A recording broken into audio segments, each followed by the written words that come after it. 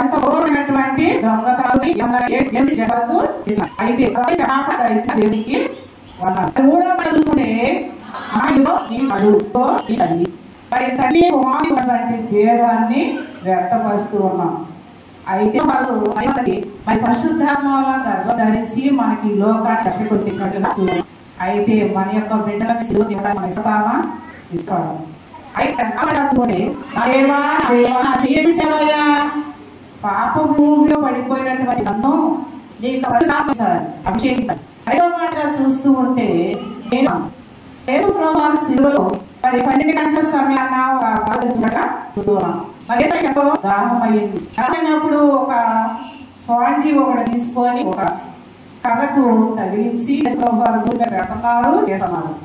భూమి మీద పెడుతున్నారు, చేస్తున్నారు. సమయంలో విఫలం అయినది. అయితే ప్రభువారు మరి యేసు ప్రభువు సిలువ పడగ నుండి దేనాయకుడి దగ్గర మరి ధర్మశాస్త్రము యుగాంతరమై చూస్తూ ఉన్నాం. యేసు ప్రభువుని ఎన్ని కొరడాలు వేశారు? 39 కొరడాలు కొట్టి ఉన్నారు. మరి మరి కడుపులో తిండి వేసినా కానీ మౌని ఉన్నాడు. మరి మొఖాన్ని ఉమ్మి వేసినా కూడా మౌనే ఉన్నాడు, మాట్లాడ. మరి చీరలు వేసినా కూడా మౌని ఉన్నాడు. మరి కాళ్ళకు మేకులు కొట్టినా కూడా ఎంతో సహనాన్ని చూస్తూ ఆయన యొక్క 12 ప్రభావం బయలు పోసినట్టుగా చూస్తూ అయితే యేసు ఆయన రక్తపు మనకి నీరు ఎంత అవసరమో రక్తం కూడా అంతే అవసరమై ఉన్నది. యేసు ఆ నీరంతా పడిపోయింది. ఒక టవాల్ తీసుకొని యేసు వారు ముద్ర పడింది. ఎందుకు? నేను పాపము చేయటం ఎలా, యేసు చేయటం అలానే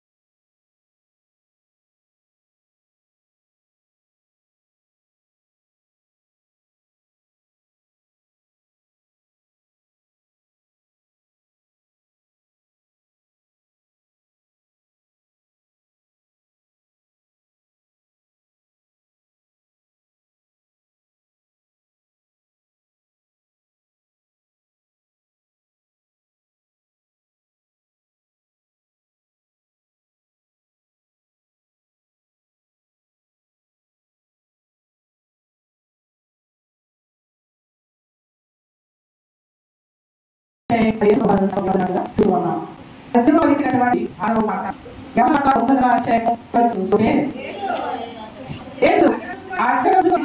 సమానమైనదని చెప్పి తల వంచి ఆత్మను అవించుతున్నాడు. చిన్న ప్రార్థన. పరిశుద్ధ ప్రేమ స్వరూపిణి, నీవు మా కొరకు ప్రాణం పెట్టినటువంటి యేసు ప్రభువా, నీకు స్తోత్రములు చెల్లిస్తున్నా. అయ్యా ప్రభువా, నీ వాక్యముని వివరించుతూ ఉండగా ప్రభువా, నన్ను నీ సిలువ చాటును మరుగుపరుచుకొని నేను కాదు మాట్లాడేది, నాలో మీరుండి మాట్లాడమని అడుగుతూ ఉన్నాం. యేసు నామమున అడిగి వేడుకొని ప్రార్థిస్తున్నాము తండ్రి, ఆమేన్. యేసు ఆ చెరకను పుచ్చుకొని సమాప్తమైనదని చెప్పి తలవాల్చి ఆత్మను అప్పగించుకున్నాం. యేసు ప్రభు సిలువలో వేసినటువంటి 6వ కేక, ఇది సమాప్తము చేశాడు. దేనికి, ఎందుకు అనే అంశము విచారిద్దాం. ధర్మశాస్త్రము మోషే ద్వారా అనుగ్రహింపబడి ఉన్నది. కృపయు సత్యమును యేసుక్రీస్తు ద్వారా కలిగి ఉన్నది. మరి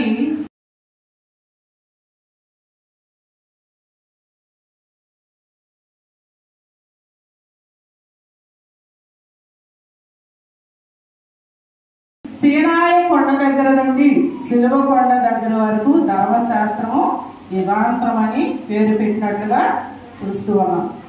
మరి ధర్మశాస్త్ర విధులను నెరవేర్చుటకు ఆ భారము బరువుగాను మనపై లేకుండా మరి యేసు సత్యం నుండి మనలను విడిపించడానికి, అయితే కాలము పరిపూర్ణమైనప్పుడు దేవుడు తన కుమారుని పంపారు.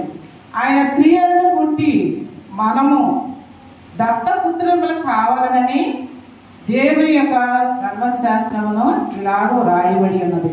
ధర్మశాస్త్రమునకు లోబడిన వారమై విమోచించుటకు ధర్మశాస్త్రము వారమై లోబడిన వారమై ఉన్నాం.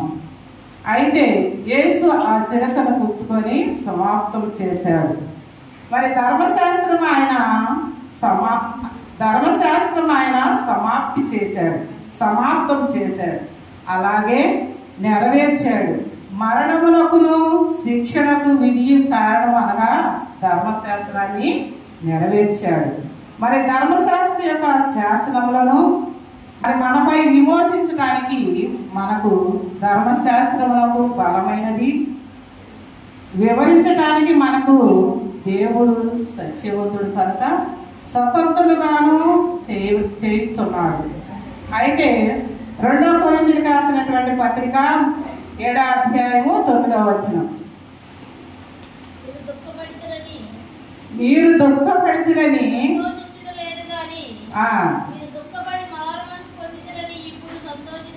మీరు దుఃఖపడి మారు మనసు పొందారని నేను సంతోషించుచున్నాను.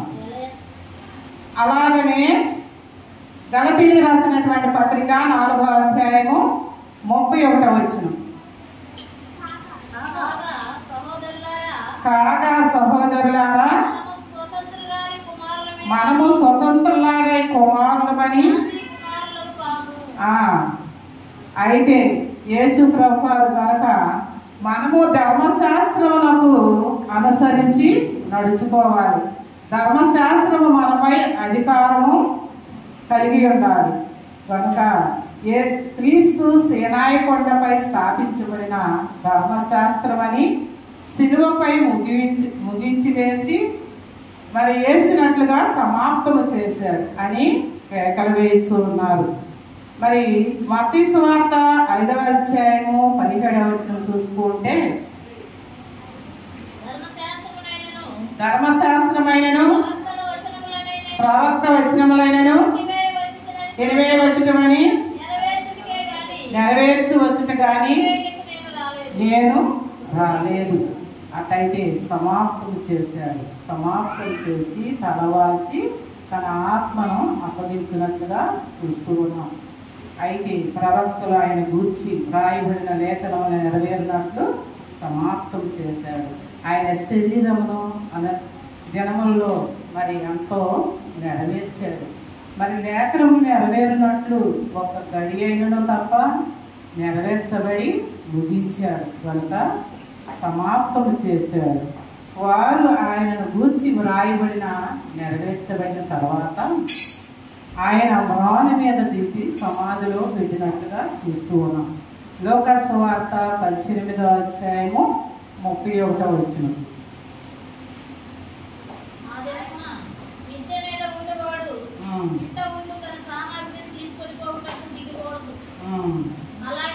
అలాగే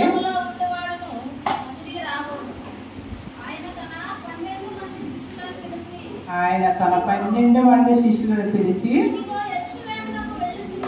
ఇదిగో నేను యెరూషలేమునకు వెళుచు ఉన్నాను, మనుష్య కుమారుని గురించి ప్రవక్తల చేత రాయబడినటువంటి మాటలన్నీ నెరవేర్చబడ్డాయి గనుక లేఖనము నెరవేరినట్లు సమాప్తి చేశాడు. యేసు ఆ చిరకను పుచ్చుకొని సమాప్తమైనదని చెప్పి తలవాల్చి ఆత్మను అప్పగించినట్లుగా చూస్తూ ఉన్నాం. ఆయన ఒక రక్తం బిందులు కారినంతగా వేదన పొందాడు. మరి ఆయన చిత్తాన్ని ఈ లోకానికి మరి ఒక తల్లి మరి ఒక పని నిమిత్తం వచ్చినట్లుగా చూస్తూ ఉన్నాం. చిన్న భోజనం కరుణలేని లోకమా కసాయి లోకమా కసాయి లోకమా కరుణలేని లోకమా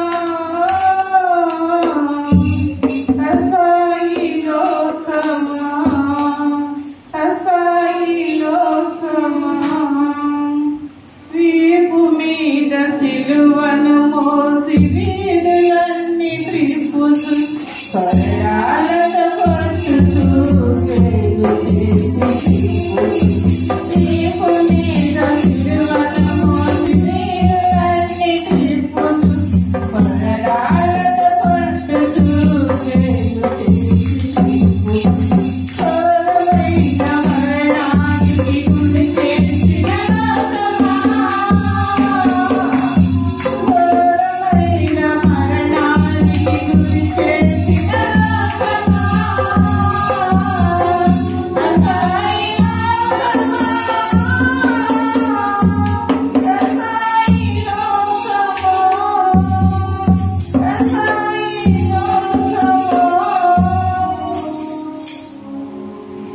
యేసు ప్రభువారు సమాప్తం చేశారు.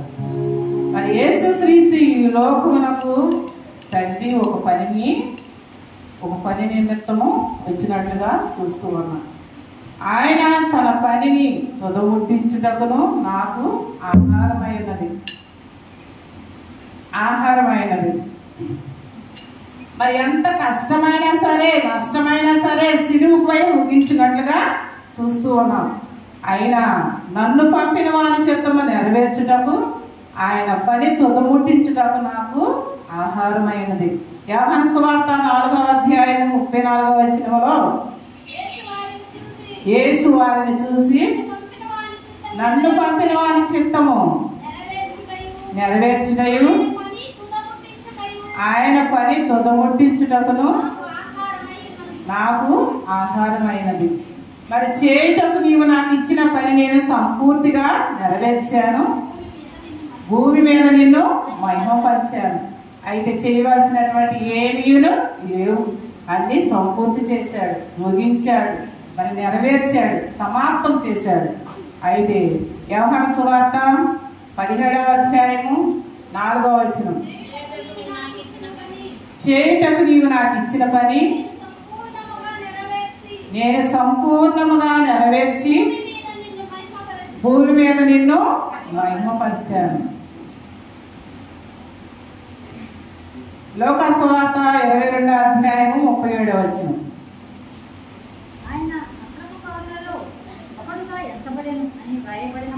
లోకా సువార్త 22వ అధ్యాయము 37వ వచనం,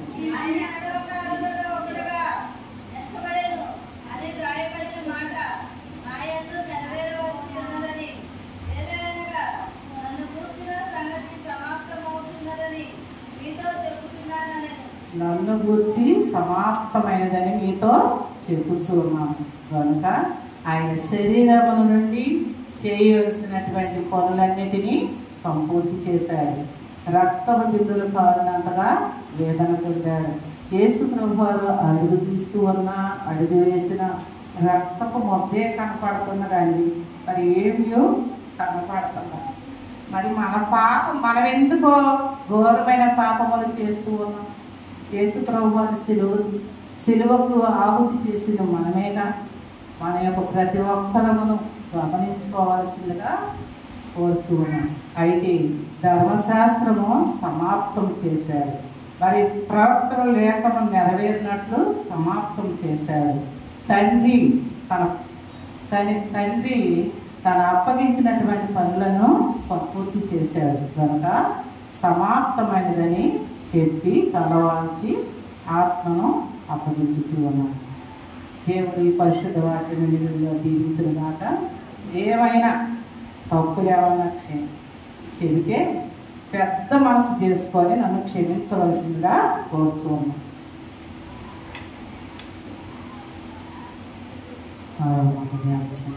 గారిని ప్రత్యేక ధన్యవాదాలు తెలియజేస్తూ, సమాప్తమైనది. ఏమి సమాప్తమైనది? దేవుడు మనకు అప్పగించినటువంటి పని సమాప్తమైంది. తండ్రి సమాప్తం చేశారు. దేవుని మహిమపరచడం ఆయన పని భూమి మీద. మరి మన పని ఏంటి? భూమి మీద మన పనులన్నీ మన కాలంలో మనం సంపూర్ణం చేస్తున్నామా లేదా? మొన్న మన ఈ ఆంటీ ఒకరు చనిపోయారు కదా, ఆంటీ గురించి ఒకరు చెప్పారు, దయమ గారు. ఆవిడ చనిపోవడానికి అంతకు ముందు రోజు వచ్చి గబా అన్నీ ఆ ద్వారా డాక్టర్ వాళ్ళకి ఇవ్వాల్సినవి ఇవ్వడం, ఇంకా అలాంటివి ఏవేవో ఉన్నాయట తను చేయాల్సింది. హాస్పిటల్ నుండి కూడా వచ్చి అన్నీ ఇచ్చేసి వాళ్ళకు వారికి ఇచ్చి, అంటే నువ్వు ఇవ్వు, నేను ఉండలేము, ముందే ఆమె తెలిసిపోయినట్లుంది, ఇచ్చేయమని చెప్పి అన్నీ తను ఏం పని చేయాలో ఆ పని మొత్తం ఎవరు అంటే దేవుడు చెప్పినట్టుగా అన్నీ ఇచ్చి ప్రశాంతంగా దేవుని యొద్దకు వెళ్ళారు ఈ శ్రమల కాల ధ్యానాల్లోనే. కాబట్టి మా దేవుడు మనకి సమయం ఇచ్చినప్పుడు మనకు ఏ పని అప్పచెప్పారో ఆ పనిని సకాలంలో నెరవేర్చడానికి దేవుని కృపను వేడుకుందాం. మనకైతే చేతవదు, కానీ మన దేవుని ప్రార్థించుకున్నాం. అయ్యా, నీవు ఇచ్చిన సమయంలో నీవు నాకే పని అప్పచెప్పావో ఆ పనిని నేను 100% పూర్తి చేయడానికి నీ కృపను నీ సహాయం నాకు అందించు అని మనం ప్రార్థించుకుందాం. ఈ యొక్క 6వ మాటను ధ్యానించిన వారికి, ప్రార్థించిన వారికి, చదివిన వారికి ధన్యవాదాలు తెలియజేస్తూ ఇక చివరి మాటలకు వచ్చి ఉన్నాం. మనకి ఇంకా అరగంట సమయం ఉన్నది. కావున ఈ యొక్క 7వ మాట చివరి మాటకు వెళ్ళబోయే ముందుగా సహోదరి రమాదేవి వచ్చి ఒక పల్లవి ఒక చరణం పాడి దేవుని మహింపరచాల్సిందిగా కోరుతున్నాం.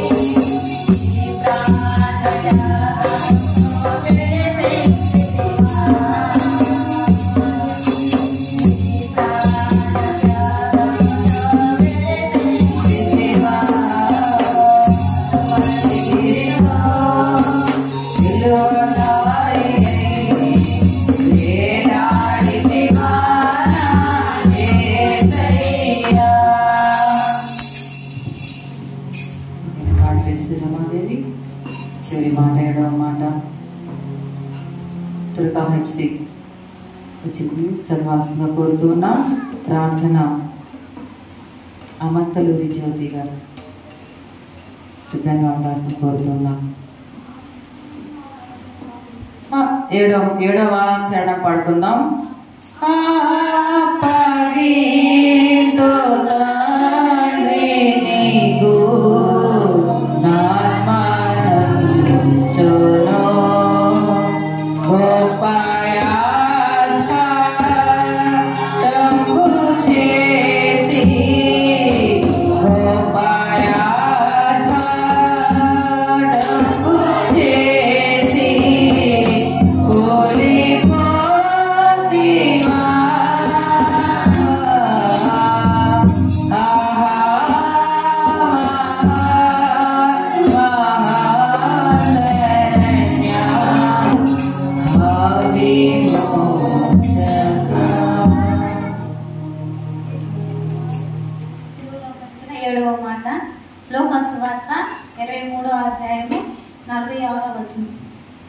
అప్పుడు యేసు గొప్ప శబ్దంతో కేక వేసి, తండ్రి, నీ చేతికి నా ఆత్మను అప్పగించుకొనుచున్నానెను.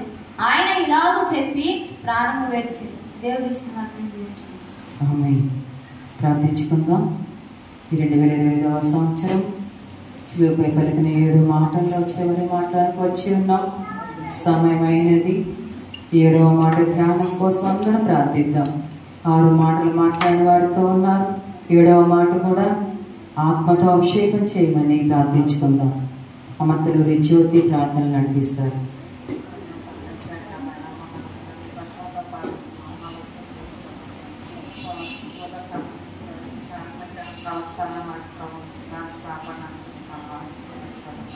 ఆరు మాటలు చదివిన వారికి ధరించాను, 6 మాటలు ప్రార్థన చేసిన వారికి ధరించాను, 6 మాటలు వాక్యానుసారంగా నేను జీవించే శక్తిని మాకు ధరించాను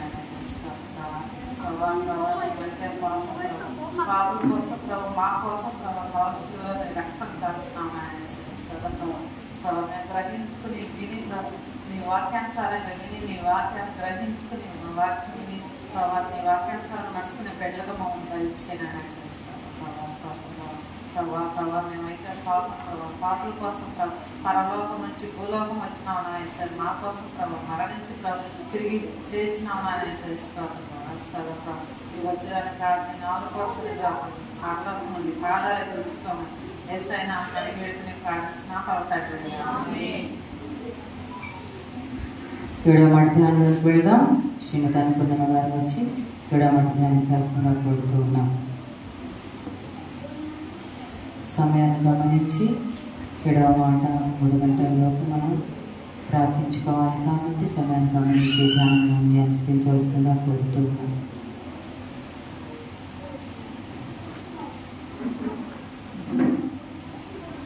ముందుగా దేవునికి స్తోత్రములు. చేరి కూడిన మీ అందరికీ నా యొక్క హృదయపూర్వక వందనాలు తెలియజేసుకుంటున్నాను. ఇటు సమయం ఇచ్చిన అమ్మగారికి, అయ్యగారికి, పెద్దమ్మగారికి నా యొక్క వందనాలు తెలియజేసుకుంటున్నాను. ఈరోజు ఏ వారం అమ్మకి? శుక్రవారం, మహాశుక్రవారము, శ్రేష్టమైన శుక్రవారం, మంచి శుక్రవారము, గుడ్ ఫ్రైడే. మనందరి పాపాల నిమిత్తం బలిపశువుగా మధ్యాకాశంలో విరాళాన్ని యేసయ్య పలికిన 7 మాటలను మనము ధ్యానించుకుంటున్నాం. ఇప్పటి వరకు ఎంతో ఓర్పుతో 6 మాటలు మాట్లాడి ఉన్నారు మన సహోదరులందరూ. 7వ మాట మాట్లాడబోతుండగా ఇవి ఇంకెంతసేపు చెప్పిస్తా, ఇప్పటికే కాళ్ళు ఎప్పుకోండి అని అనుకుంటున్నారేమో. త్వరగా అనిపిస్తాను. మన అమ్మగారు మళ్ళీ 7 మాటలు వివరించాలి కనుక ముందుగా దేవునికి ప్రార్థన చేసుకుందాం. మహాపరిశుద్ధుడా, ప్రేమ కలిగిన మా తండ్రి, కృప కలిగిన మా యేసయ్య, ఈ ఘనమైన, శ్రేష్టమైన, ఉన్నతమైన నామానికి వేలాది స్తుతులు, స్తోత్రములు, వందనాలు ప్రభా. అయ్యా, మా నిమిత్తం, మా పాపాల నిమిత్తం ప్రభా, కలువరి శిలువలో మధ్య ఆకాశంలో వేలాడుతూ శ్రేష్టమైన మాటలను మా కొరకు ప్రభ మాట్లాడిన గొప్ప దేవా నీకు వందనాలు, స్తోత్రములు. చివరి మాటగా 7వ మాట మేము మాట్లాడటం నిలబడి ఉండగా నీ ఆత్మతో నింపండి ప్రభ. దాగిన మర్మాన్ని వివరించడానికి కావలసిన జ్ఞానము నాకు దయచేయండి. నన్ను ధైర్యపరచండి, బలపరచండి ప్రభ. అయా వింటున్న బిడ్డలు ప్రభ విడిచిపెట్టేవారే కాకుండా హత్తుకొని వాక్యానుసారంగా జీవించే భాగ్యం ప్రతి ఒక్కరికి దయచేయమని యేసు అతి శ్రేష్టమైన నామమున అతి వినయముగా వేడుకొని ప్రార్థిస్తూ ఉన్నాను మా పరమ తండ్రి. లూకాసు వార్త 23వ అధ్యాయము 46వ వచనం.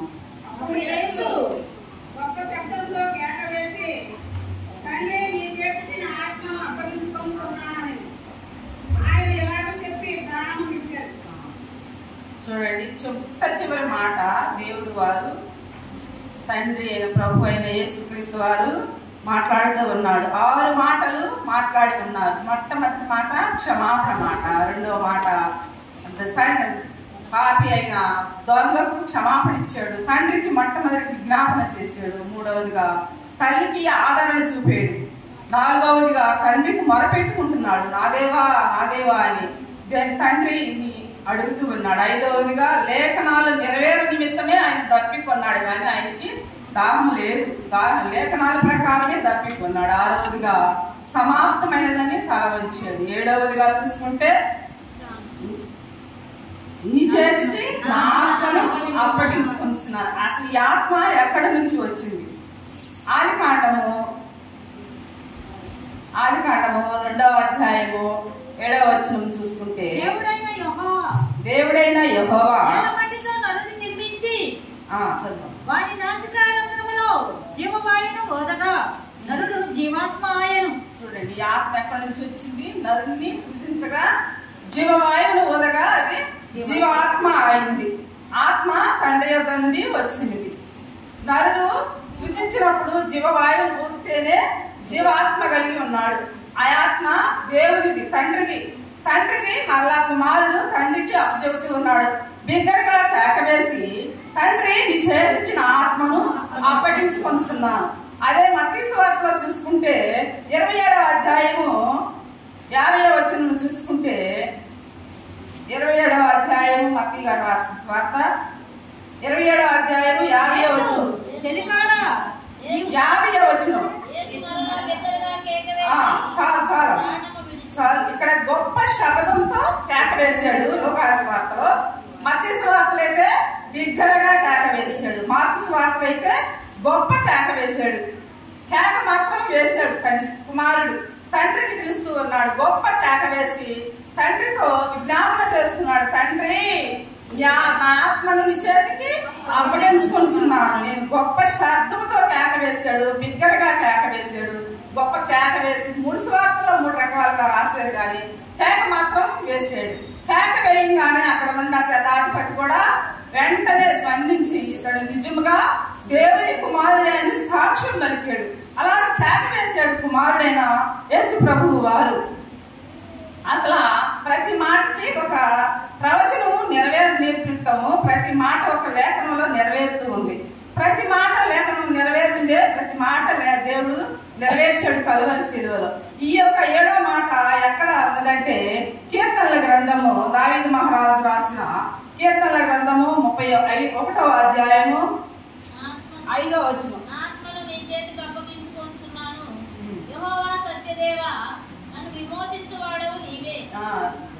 మహారాజు అయిన దావీదు గారు ఆ దినాలలోనే ప్రవశించాడు, నాదా సత్యదేవా నీ చేతికి నా ఆత్మను అప్పగించుకుంటున్నాను.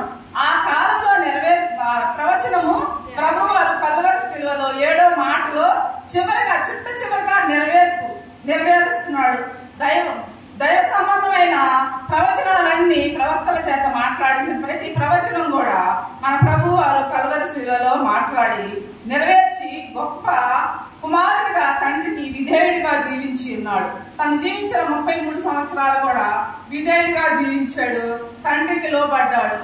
అన్ని విధాల్లో అన్ని ప్రవచనాలు, లేఖనాలు, ప్రతి మాట తండ్రి చిత్తాన్ని నెరవేర్చి దేవునికి ఇష్టమైన బిడ్డగా జీవించి తండ్రి తండ్రి అని సంబోధిస్తూ ఉన్నాడు.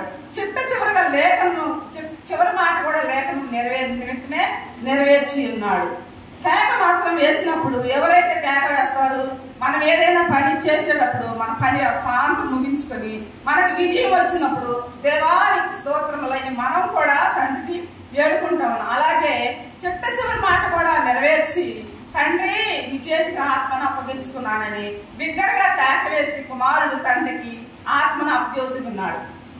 తండ్రి పంపిన ప్రతి పని, ప్రతి మాట, ప్రతి వచనం నెరవేర్చి దేవునికి తండ్రికి జయం వచ్చేలాగున దేవా దేవా అని తండ్రి తండ్రి అని స్తుతిస్తూ ఉన్నాడు. మనము మన పనుల నిమిత్తం కాదు, కానీ తండ్రి పని నిమిత్తమే ఆయన ఈ లోకానికి వచ్చి తండ్రి పని మొత్తం సంపూర్ణంగా నెరవేర్చాడు. మొదటి పేతురు 4వ అధ్యాయము 19వ వచనం చూసుకుంటే,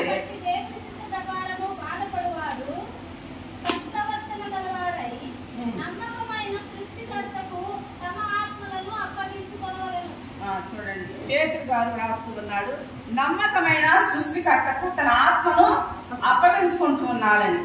నమ్మకమైన సృష్టికర్త ఎవరు? కుమారుడైన యేసు ప్రభు వారికి తండ్రి అయిన దేవుడు నమ్మకమైన సృష్టికర్తకి తన ఆత్మను అప్పగించుకుంటున్నాడు. మనం కూడా విధేయులుగా జీవించి దేవుని వినికిడిలో ఆయన మాటకు లోబడాలి. 40 దినాలు మనం వింటూ ఉన్నాం వాక్యాలు.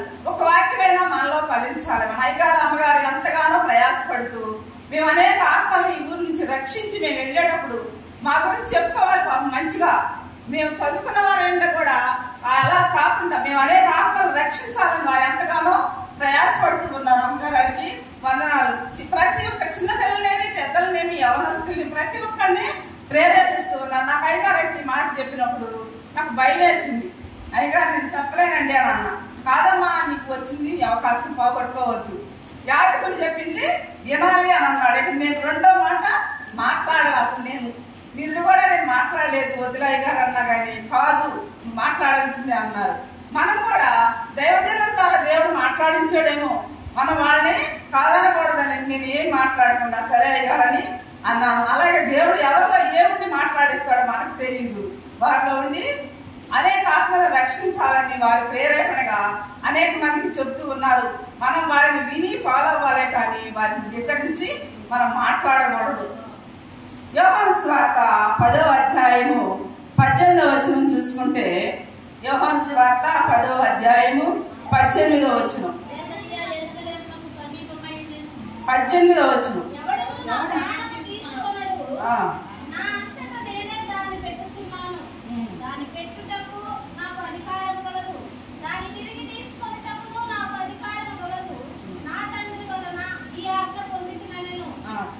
చూడండి.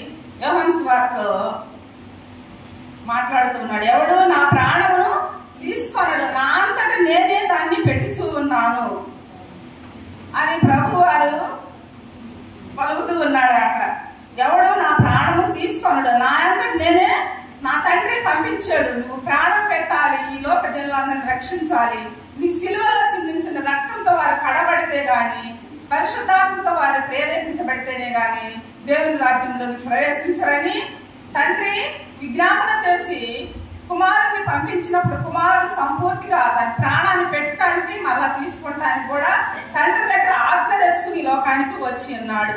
అలాగే గలతీలకు రాసిన పత్రిక, పౌలు గారు రాసిన గలతీ పత్రిక 1వ అధ్యాయము 4వ వచనం, మన తండ్రి అయిన దేవుని చిత్త ప్రకారము క్రీస్తు మనలను ప్రస్తుతము దుష్ట కాలములలో నుండి విమోచింపవలెనని మన పాపముల నిమిత్తము తనను తాను అప్పగించుకొనెను. చాలా ఏడేమనుంది? దుష్ట కాలము. మనం ఏ కాలంలో ఉన్నాము? దుష్ట కాలంలో ఉన్నాం. మనం దుష్ట కాలంలో ఉన్నాం కనుక మన పాపాలను మనం ఒప్పుకొని తండ్రి చిత్తానుసారంగా కుమారుడిగా ఈ లోకంలో ప్రభు వారు ఎలా జీవించి తను తాను అప్పగించుకున్నాడు. అలాగే మనం కుమారుని కూడా లోబడి ఆయన ఎందుకు భయభక్తులు కలిగి ఆయన వాక్యానుసారంగా జీవించాలి. మన నిమిత్తం, మన పాపాల నిమిత్తం ప్రభు అయిన యేసు ప్రభు వారు కలువరి శిలువలో 7 మాటలు మాట్లాడి విలువైన ప్రాణాన్ని, విలువైన రక్తాన్ని సిందించి మన నిమిత్తం, మన పాపాల నిమిత్తం విజ్ఞాపన చేసి తండ్రికి తన ఆత్మను అప్పగించుకుంటూ ఉన్నాడు. ఎఫెసీయులకు రాసిన పత్రిక 5వ అధ్యాయము 2వ వచనం, క్రీస్తు మిమ్మును ప్రేమించి పరిమళ వాసనగా ఉండుటకు మన కొరకు తన్ను తాను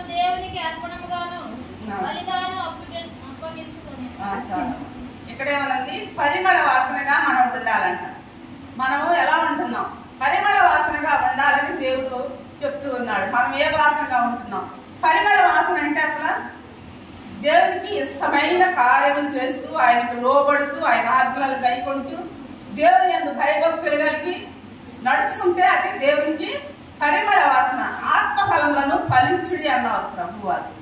ఆత్మఫలను ఫలించి దైవ చిత్తానుసారంగా మనం జీవించి మన క్రియలు, మన నడవడిక, మన ప్రవర్తన మార్చుకొని ఆయన ఎందుకు భయభక్తులు కలిగి ఉంటే దేవునికి ఇంపైన వారిగా పరిమళ వాసనగా ఉంటాం. కాకుండా మన ఇష్టం వచ్చినట్టుగా ఈ లోకంలో దేవుని చిత్తం లేకుండా మన ఇష్టానుసారంగా జీవిస్తే దేవునికి అది పరిమళ వాసన కాదు, దుర్వాసనగా మనం ఉండకూడదు. దేవునికి ఇష్టమైన వారిగా, పరిమళ వాసన వచ్చే వారిగా మనం ఉండాలి. అలాగే యోహాను పత్రిక చివరిలో చూసుకుందాము, టైం అయిపోతుంది, అమ్మగారికి టైం ఇవ్వాలి. యోహాను పత్రిక, మొదటి యోహాను పత్రిక 1వ అధ్యాయము 9వ వచనం. మన పాపములను మనం ఒప్పుకొనిన యెడల ఆయన నమ్మదగిన వాడును నీతిమంతుడును కనుక ఆయన మన పాపములను క్షమించి సమస్త దుర్నీతి నుండి మనలను పవిత్రులుగా చేయును. చాలు.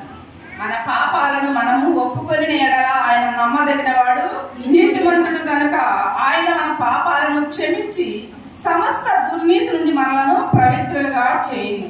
మన పాపాలను మనము ఒప్పుకోవాలా, ఆయన యందు నమ్మకం కలిగి జీవించాలా. నీతిమంతుడు ఒక్కడును లేరు, అందరూ పాపం చేసిన వారని. నీతిమంతుడు ఒక్కడైనా ఎవరు? యేసు ప్రభు వారు ఒక్కడే నీతిమంతుడు. ప్రతి ఒక్కరూ పాపం చేసిన వాడమే. కానీ పాప క్షమాపణ నొందితే అది విలువైనది దేవుని రాజ్యములో. అనేక మంది దోషాలు, పాపాలు చేశారు. దావీదు మహారాజు కూడా పాపం చేశాడు, కానీ పశ్చాత్తాప కలిగి శుద్ధ హృదయాన్ని దయచేయమని దేవునికి విజ్ఞాపన చేసుకుని మారు మనసు పొంది అనేక మందికి ఆశీర్వాదంగా దావీదు మహారాజు ఉన్నాడు. అలాగే మనం కూడా మన దోషాలు, మన పాపాలను మనం కప్పుకొనకుండా దేవుని సన్నిధిలో చేరి ఒప్పుకొని విడిచిపెట్టి వాక్యానుసారంగా జీవించి ఆయన వెనుకటిలో మనం అందరం ఆశీర్వదించాలి. కల్వరి శిలువలో మధ్య ఆకాశంలో వేలాడుతూ యేసయ్య 3 మాటలు ధర్మశాస్త్ర ప్రకారం అంట పాపం చేసిన వారికి 3 శిక్షలు అంట. 1 దెబ్బలు తినటము, 2 అవమానించటము, 3 మరణం అవ్వటం అంట. ధర్మశాస్త్ర ప్రకారము పాపం చేసిన వారికి ఈ 3 శిక్షలు ప్రభు వారు కల్వరి శిలువలో భరించి ఉన్నాడు.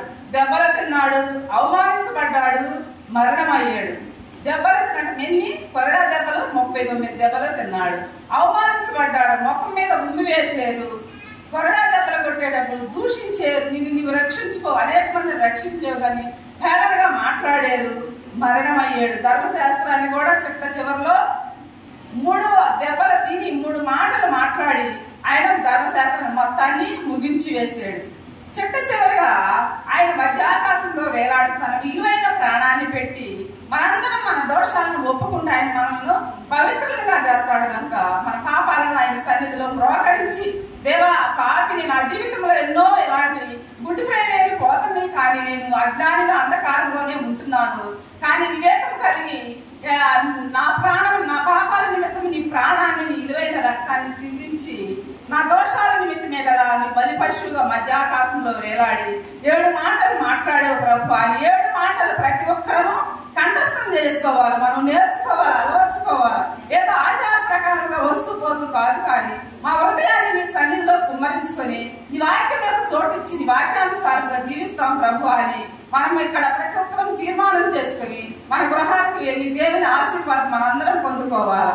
ఈ కొద్ది మాటలు దేవుడు తన వింటిలో దీవించి ఆశీర్వదించును గాక. ఈ అవకాశం ఇచ్చిన అమ్మగారికి నిండు వందనాలు తెలియజేస్తాం. గారికి తెలియజేస్తూ మరి ప్రభు యేసుక్రీస్తు వారు శిలువలో పలికినటువంటి పవిత్రమైనటువంటి 7 మాటలు మరి 7 విశ్వాసుల ద్వారా, సంఘ బిడ్డల ద్వారా దేవుడు మనతో మాట్లాడగా మనం విని ఉన్నాం. 3 గంటలకు ప్రభు యేసుక్రీస్తు వారు మన కోసం, మన శ్రమ, మన రోగముల కోసం, వ్యాధుల కోసం, మన పాప క్షమాపణ కోసం శిలువలో బలి అయ్యారు. ప్రభు యేసుక్రీస్తు వారు అంత బాధలో ఉన్నప్పటికీ, శిలువలో ఉన్నప్పటికీ ఏ విషయమును రాజీ పడక, ఏ బాధ్యతలు కూడా ఇంకా మిగల్చకుండా సమస్తము సమస్తము పూర్తయింది, సమాప్తమైంది అని ఎరిగి బిగ్గరగా కేక వేసి ఆత్మను దేవునికి అప్పగించుకున్నాడు. మనం కూడా మన ఆత్మల నిమిత్తం జాగ్రత్త వహించవలసినదిగా మనందరినీ దేవుడు తెలియజేస్తూ ఉన్నారు. ప్రభువైన యేసుక్రీస్తు వారు సిలువలో 7 మాటలు పలికినప్పుడు బిగ్గరగా కేక వేసి ప్రాణము విడిచిన తరువాత దేవుడు దేవాలయంలో జరిగిన కార్యాన్ని కూడా మనం ఒకసారి జ్ఞాపకం చేస్తున్నాం. మత్తయి సువార్త 27వ అధ్యాయము 50, 51, 52 వచనాల్లో చక్కగా అక్కడ వ్రాయబడి ఉంది.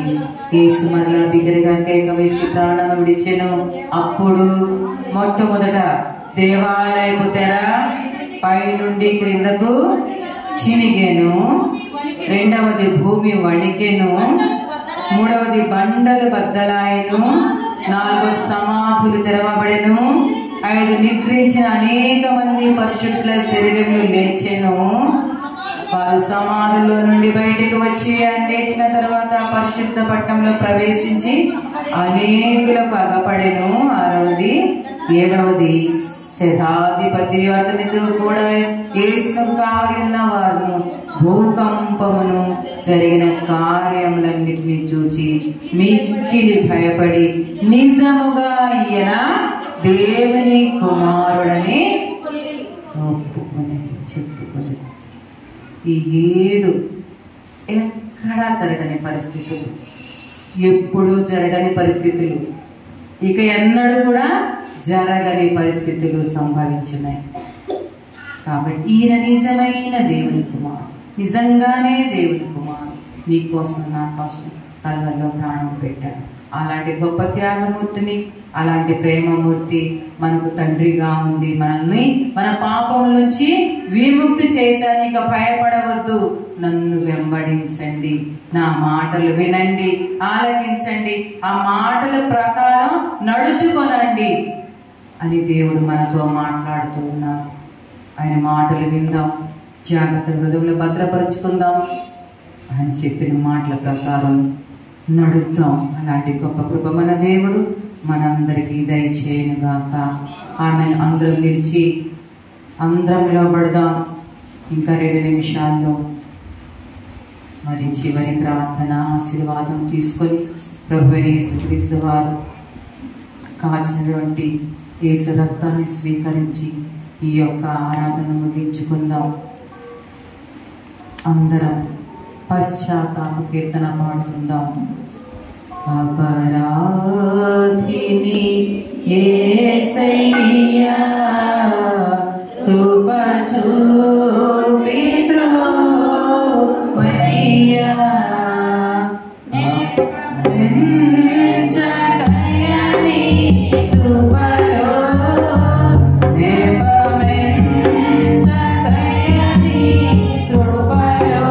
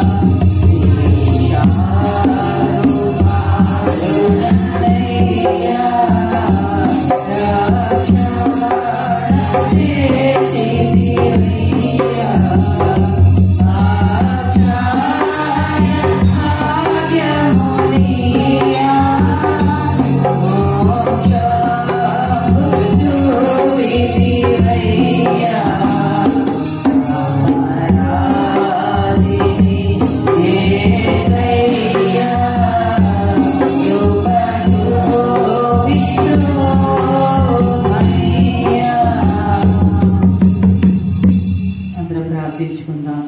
2025వ సంవత్సరం శ్రమల కాల ధ్యానాలు, 40 ఉపవాస దినములు, ఎంతో విశ్వాసంతో ఉపవాస ప్రార్థన చేసుకుందాం. మనం ఈ యొక్క మంచి శుక్రవారపు దినాన మన కుటుంబాలకు మంచి తీసుకుని వెళదాం, మంచి జీవితాలు జీవిద్దాం. అలాంటి గొప్ప తీర్మానాలు చేసుకొని దీవెనలతో ఆశీర్వాదాలతో ఇంటికి వెళదాం. అందరూ ప్రార్థించుకుందాం. మాజీ సెలబ్రేషన్ గారు, డాక్టర్ పర్రే దేవరాజు గారు, సతీమణి బిషప్పమ్మ గారు, శ్రీ సుజ్ఞానమ్మ గారు చివరి ప్రార్థన ఆశీర్వాదాలతో ఈ యొక్క ఆరాధనను ముగించుకుందాం. ముందుగా యేసు ప్రభువు వారు ఈ లోకంలో మానవ రూపంలో 33 సంవత్సరాలు జీవించారు.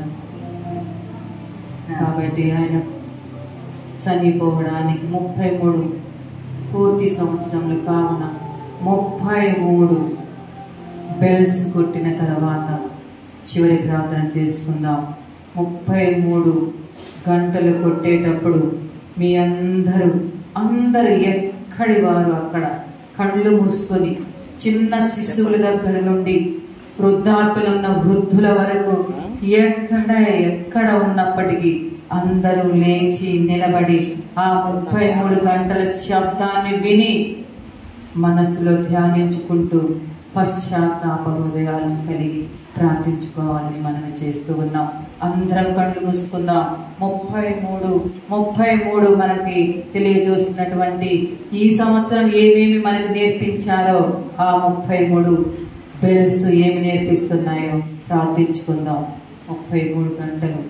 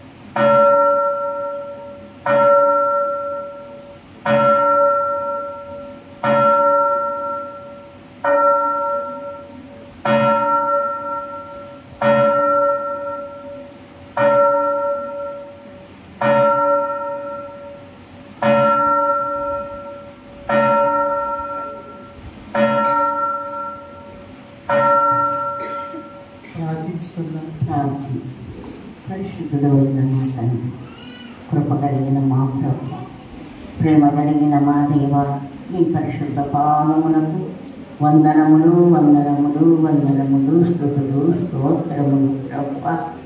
దేవాయి మండల కాల ధ్యానములు మార్చి 5వ తారీఖు నుండి ఈ ఏప్రిల్ మాసము మా ప్రభ ఇప్పటి వరకు మా తండ్రి ఈ 18వ తారీఖు వరకు నా సంఘ బిడ్డలందరూ కుటుంబాలను, పరిచర్యలను, సేవలను, ఆరాధనలను, పనిపాటలలో తోడుగా ఉండి కాపాడిన విధానాన్ని బట్టి నీకు స్తోత్రాలు ప్రభు.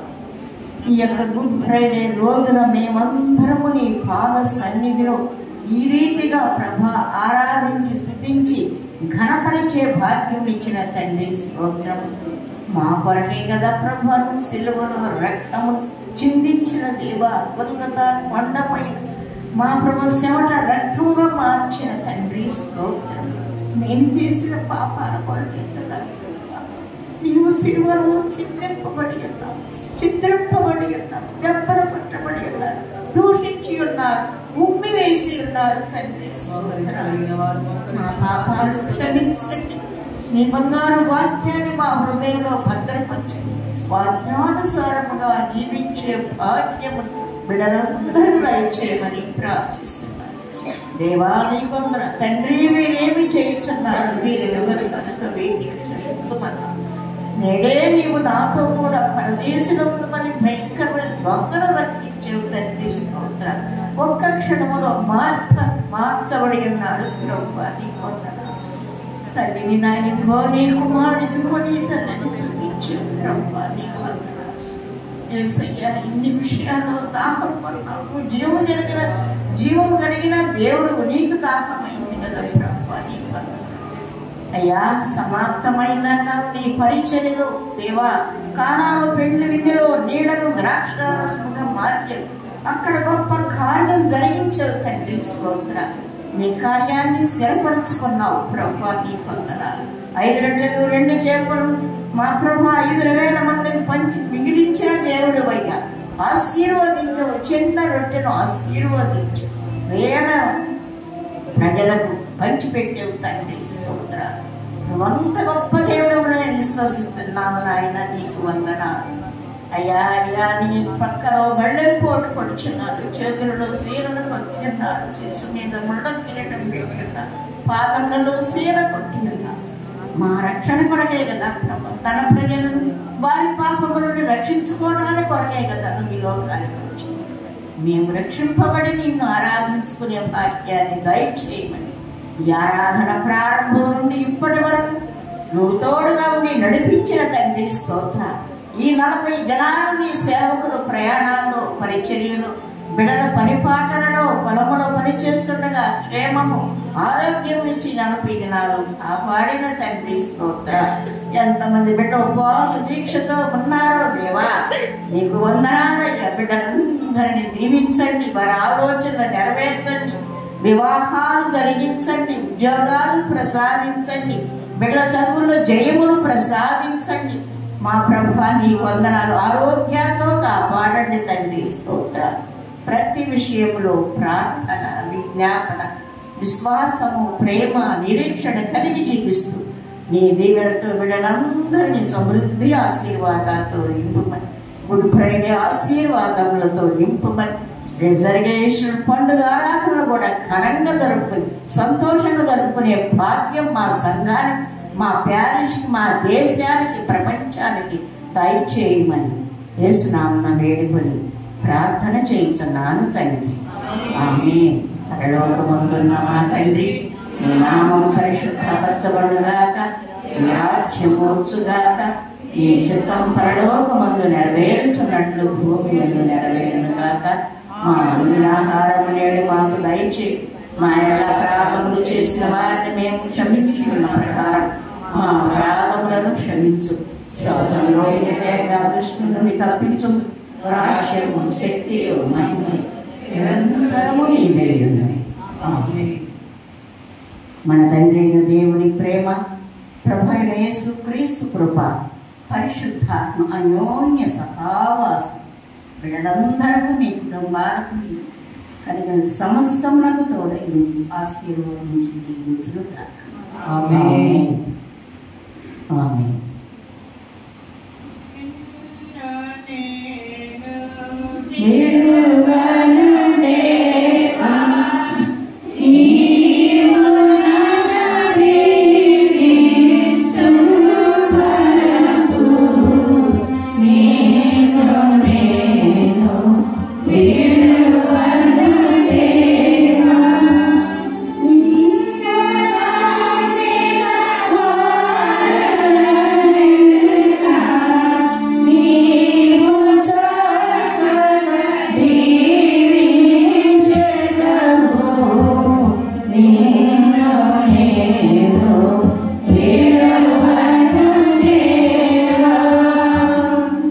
అందరికీ వందనాలు.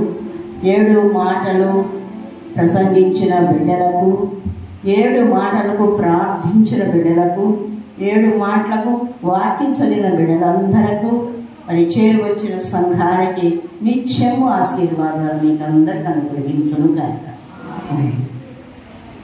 వందనములు. మరి ఈశ్వరత్వం ఇక్కడ సిద్ధపరిచి ఉన్నది, మన సంఘ బిడ్డలు సిద్ధపరిచి ఉన్నారు. ఒక్కొక్కరిగా వచ్చి ప్రార్థించుకొని ఈశ్వరత్వాన్ని స్వీకరించవలసిందిగా కోరుతూ ఉన్నాం. మరి యవన బిడ్డలు ఒక పాట పాడుతూ ఉండగా ఒక్కొక్కరు వచ్చి ఈ యొక్క యేసు రక్తాన్ని స్వీకరించాలి.